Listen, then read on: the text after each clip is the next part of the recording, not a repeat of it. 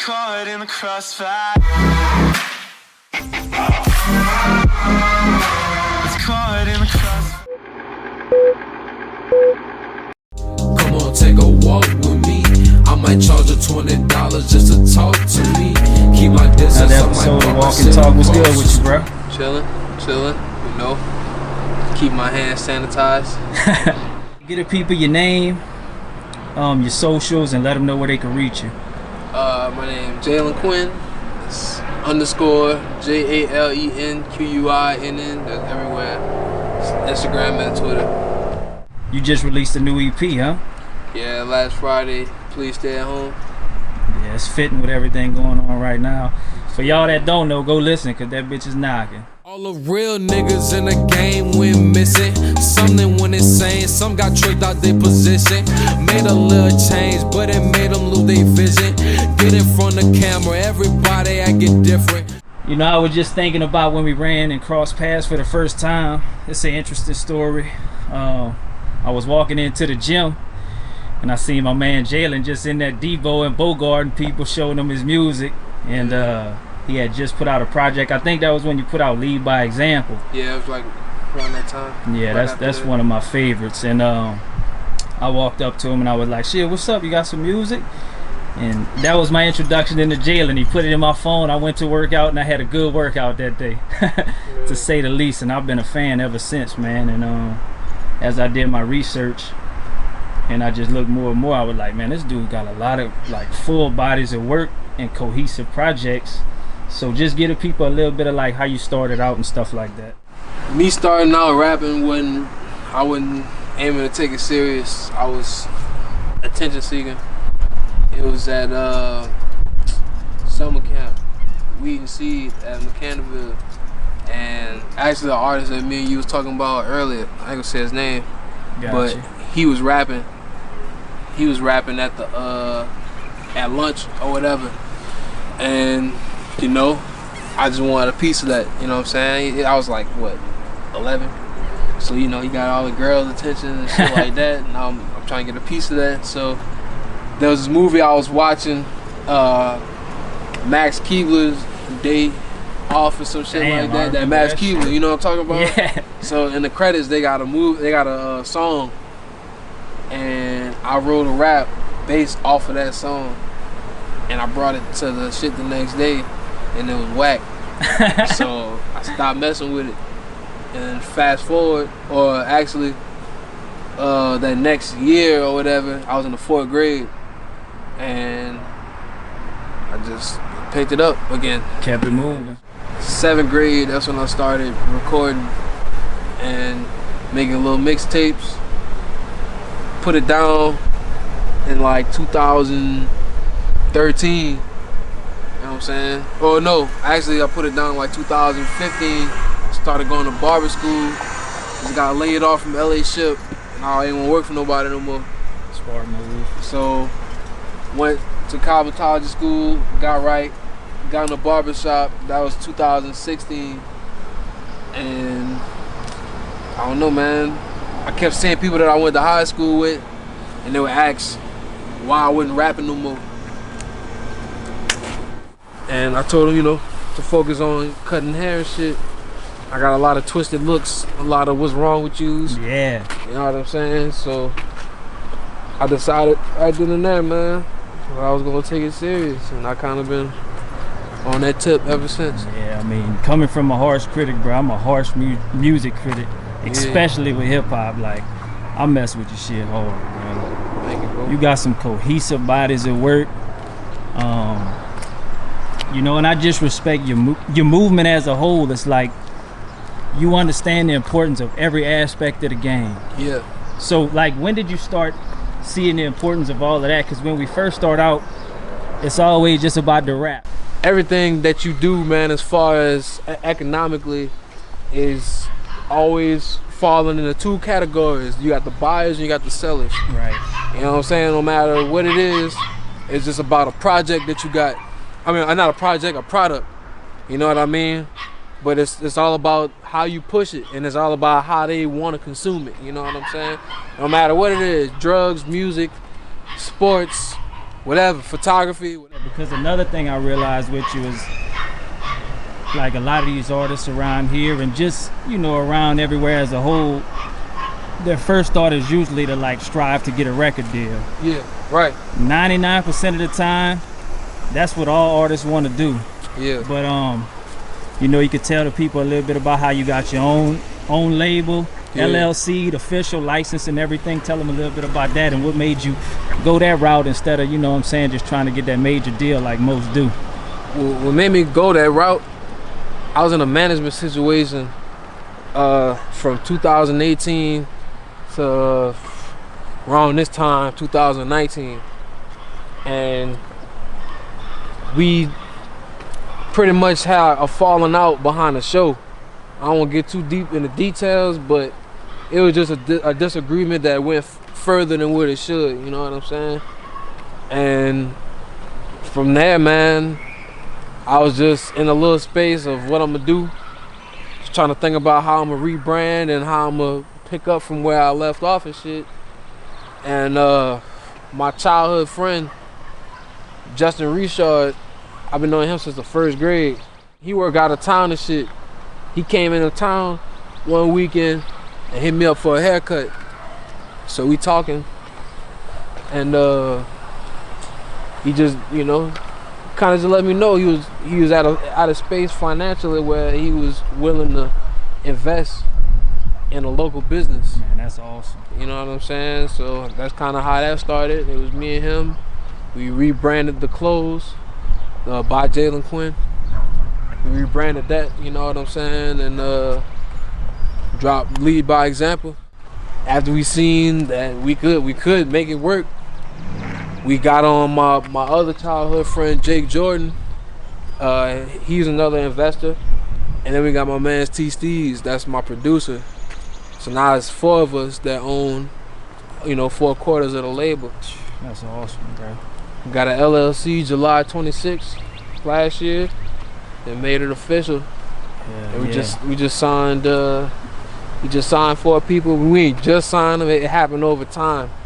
But our first signee was LC Son. How y'all made that happen? How y'all linked up? How y'all got the deal done? L, ugly ass. That's my dog. He man, he up and coming around here. He from Thibodeau. But he did a lot of shows around here. And I first seen him in action at our Pot of Divine shit. That was the first time I really like seen him do his thing. And then fast forward, matter of fact, that was at the Intercoastal too, by the way. Shout out Intercoastal Club. Then I seen him again at the Boxer in the Barrel, and I pulled him to the side. We had like a personal conversation about this shit. You know what I mean? And just you know, trying to give him the game that I done learned so far. Right. And from there, man, I just started coming to my studio a lot, just chilling, and ended up making a couple of songs. And we, you know, just had such a good energy, such a good chemistry. He just, you know what I'm saying, decided to make it official, you know? Yeah, he's dope, bro. He fits in perfectly. That's what I say. I talk about you all the time. I'm like, Jalen, this motherfucker is a mastermind. Like, yeah, you know, because I don't look at you as just an artist. I look at you as like an artist, a CEO, a creator. Yeah, for sure. I know you the main thinker behind everything that has to do with you and how you put your stuff out and brand it. I can't even say that, bro. My team be on some other shit, man. Y'all just got them same smart minds, bro. It's like one. It's like y'all all make one brain together. We just, I don't know, bro. They be hipping me to shit. My thing is one of my I won't say problems, but one of the things that I want to get better on myself is that I be super passionate. I be super passionate about shit. You know what I'm saying? And sometimes I don't think too much on what the bad that could happen, or you know what I'm saying, the shit that could bite us in the ass later. So I got partners that think about that type of shit. You know what I'm saying? Everybody play a certain role, and ain't nobody fighting for no spotlight because we share it. Right. You can tell, man, when somebody just got a bunch of yes men around them. What up? Walk and talk, y'all know what it is. Yeah, just pull out the crib. All right. just all on the fly. But yeah, I was just saying, like, I could tell when an artist just got a bunch of yes men around them.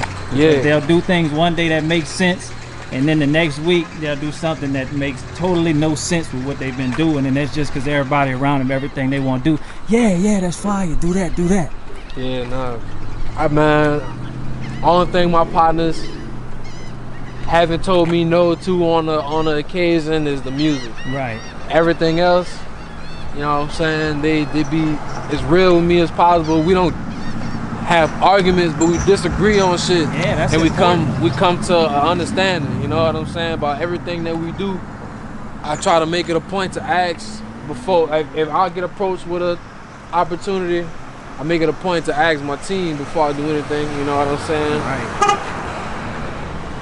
I just make it a point. Y'all got, like, you can tell it's a family where y'all at. Yeah, trying to make it like that, man. The only thing that my team got in common before this shit is me, because they, you know what I'm saying, they ain't really know each other. Right. But I don't know. You the glue, bruh. When you see it, bruh, like, man, he could be real essential to what we got going on. You know what I'm saying? I said that goddamn 6, 7, 8 times, and now where we are. The famous Shed, man. Yeah. It's like the Shed is an entity in itself. So talk about, I mean, how the Shed became what it is today. That always kind of been like the spot, man. Before we made it a studio, it was just like, yeah, I was messing with music, but when I wasn't that serious about it, I, you know, just had the homies come through, bring the Xbox, hook it up in there type shit, spend our summers in there, you know what I'm saying, vibe out. But I don't know, as nigga got older, you know, and started taking rap a little more serious through high school, you pay for studio time. I'm in school, I ain't got no job. Yeah. So, you know what I'm saying? I'ma get right in the shed and just over time get everything that I need, you know what I'm saying? Self-sufficiency, bro. That's another thing. Like, y'all, I remember too when I ran into you in the gym when we was running it. I was telling you the plans that I had for my brand and the things I was about to try to get into, and you told me the same thing. You were like, bro, it's about that self-sufficiency. That's it, man. This shit take money. So it's like the more you save, the more you gonna come out ahead. Right. You know what I mean? It's just the same as recording. I ain't have nobody to make my beats, and I'm so picky. I be on YouTube or SoundCloud for hours looking for something for one song, and it just, you know, that was really fucking up my productivity. So I took up making beats. Right. Nobody knows the sound you searching for like you. That's another thing. Is like when I found out you were doing some of your production too, and the quality of some of them beats. Yeah, man. That shit blew my mind, because I'm extremely picky with instrumentals and sound I like. So basically, if I'm not mistaken, if it's either you or T Steez on the production. Yeah, pretty much. On the outside, since Gas, the only other person that had produced something that we made was LC. LC be making beats so too. He's on the production too. Y'all he produced produced a multifaceted motherfucker, bro. Yeah, bro. I mean, whenever you LC, he produced famous. He produced famous. Damn, on. I like that too. Yeah, on that Best in the City EP. Yeah, he produced that. I'll go stream that too. That shit fire. Yeah, so we got all together. We got 5 producers, because I make my own beats, and T Steez make beats for everybody. LC make his own beats. Then we got a DJ, K Bood. This man, he make his own shit too. He more like EDM, but he also does production. Right. On side of DJing. So we got him. And then Vest make music too. You know what I'm saying? So he got his shit on making beats as well. Newest member of the team. You know what I'm saying? My dog. Shout out Vaz. We got a graphic designer and a photographer. His name is Lane. You know what I'm saying? I love y'all visual stuff too. He's dope. Shout out to him, bro. That's the butter man. He's fire. Yeah, bro. We got, I don't know, man. I'm super blessed, bro, because everything nothing was forced. Organic. Yeah, authenticity. That's what I preach, bro. Nothing that we ever did was forced, man. Even though the team wasn't with me this entire time that got me to this moment, they should have been. It seemed like it from my perspective on the outside looking in, y'all so cohesive and natural together. It's like y'all been together forever to me. And then the next thing you got on your to-do list, you're gonna be releasing a new album soon, huh? Right. No help from you too. With no help from you, that's kind of like with this my whole sound has been revolved around. You know what I mean? No help. I ain't had no help recording, no help making beats, no help putting it out. Started getting help, ended up not having it. Right. You know what I'm saying? But I don't know, bro. I've never been the type of dude to wait. Go get it. Yeah. You got a set date for when you plan on releasing it? No, man. No set date? Nah, it's done. First one, bro, like front to back, is just such a complete project. Like, it's not just a random mixture of some cool songs. It's like you got the skits in it. It makes sense from front to back. Yeah. The sound. For sure. The fact that you don't have like a major machine behind you that was behind you during that project, this and that is that cohesive and that solid of a project, bro. It's like, I respect that shit. I want my music to be that bridge between some street shit that you listen to, you ain't gotta think about, but if you wanna think, it's right there too. You know what I'm saying? It's like, I was talking earlier with your brother about that too. I said, I can pretty much find a box in a category to put any rapper in, to where I'm gonna say they super lyrical, rapidy style, or they just vibe music, or they just on some gangster shit. But it's like, Jalen, I can't put him in a box because he knows how to get a message across, but he's not trying to be the most lyrical, rapidy machine in the world with it either. It's like, it's brought in a way that I really never heard it presented before. Yeah, real rap. My only essential outlet was music. So with that being said, I started talking to myself, giving myself game and giving myself knowledge. And I don't know, people just started telling me how essential it was to them, how they don't need no help. You know what I mean? And how they could do it too, and how whatever it is, it ain't gotta be rap. You know what I'm saying? It inspired me, bro. I ain't gonna front. Like, what I got going on and me trying to build my own brand, I seen the label with No Help and No Help Records. I was like, you know what, bro? That's what this shit's all about. Because if you relying on too many people, in my case, I could say you're destined for failure because you're putting unrealistic expectations on people. Like, so I had to get it myself with the inspiration from what you was doing.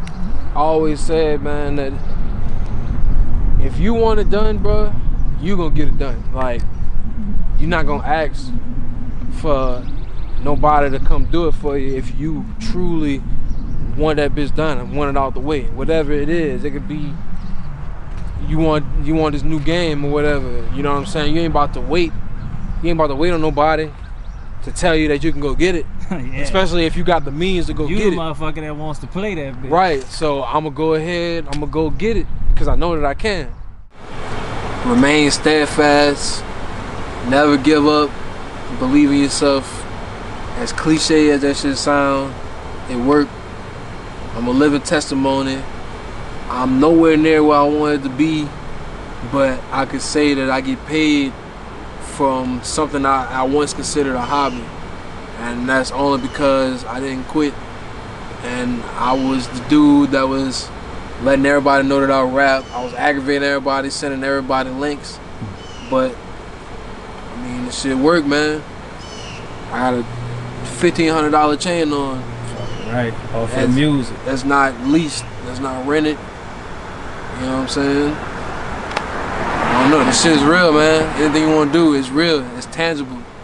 Anything, this world, if it's out in this world and it's physical, you can reach out and you can touch it. It's just about how. You know what I'm saying? It's all about how, man. And me personally, my how is doing it without any help. Without no help. No help. Well, I appreciate you, bro. That's episode 2 of Walk and Talk with Jalen Quinn, man. Y'all be on the lookout for that new album coming out. No Help From You Too. Yeah. You know what I'm saying? We out, bro. Peace.